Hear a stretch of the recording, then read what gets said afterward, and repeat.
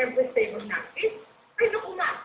Sigurado ka ba na matibay ang Empress pa yan at hindi mabubutas yung napkin kapag hinayin ko yung sandwich? Aba, hindi yan mabubutas. Natatandaan mo ba yung apple test na ginawa natin?